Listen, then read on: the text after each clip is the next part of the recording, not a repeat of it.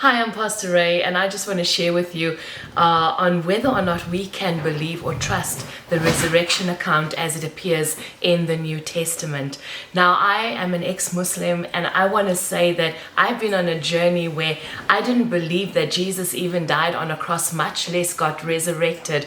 But all these years later, having encountered Jesus, I know that the Word of God is true, because we have not just a blind faith, but an evidence-based faith. So how can you trust that the resurrection really did happen? Well, N.T. Wright said something interesting. He said 100 years before Jesus and 100 years after Jesus, nobody ever, no movement ever said that where after their leader died, that their leader got resurrected. They just found a new leader or they moved on. Christianity is unique. It is the only faith in the world where people claimed that Jesus, their leader who died, was resurrected. Now there's something to that. And why can we believe this resurrection theory? Well, firstly, there were witnesses. There were witnesses upon witnesses that Jesus died. He appeared to the disciples. He appeared to over 500 people. You cannot ignore the testimony of over 500 people saying the same thing.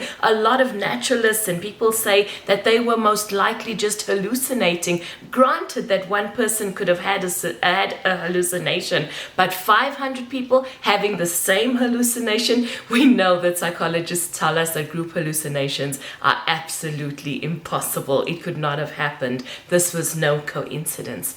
The fact that the first person that the resurrected Jesus revealed himself to was a woman. Now, what you need to understand back in the day is that is very significant, because the testimony of a woman was not even accepted in the court of the Sanhedrin. Josephus tells us that. And so many people say that the scriptures were corrupted and this is all lies. But let me say this, if the scriptures were corrupted, that's the first thing that they would have removed, because that is pure embarrassment to the men of the day. But the fact that that is still there in the scriptures is actually a testimony to the fact of the veracity of that statement, that he revealed himself to Mary and the woman who were at the tomb that Sunday morning. Another interesting thing is that, people say the scriptures were changed. Now, if anything was changed, you have to understand from a scholarly historical point of view that it takes time to effect such kind of changes.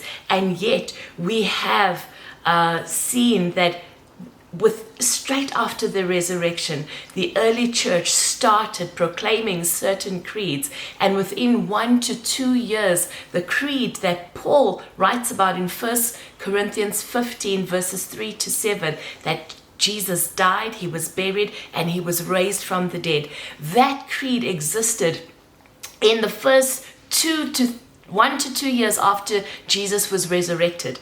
Now, interesting, people say that it's a Pauline religion. He gave us this idea of the resurrection. But that creed came into being before Paul was even a Christian, before he even encountered Jesus. How's that for a heavy-weighted fact? The early church was already confessing and declaring the lordship of Jesus and that he was raised on the third day. The early creeds, there's a scholarly consensus that we cannot ignore the anchoring weight of the early creeds.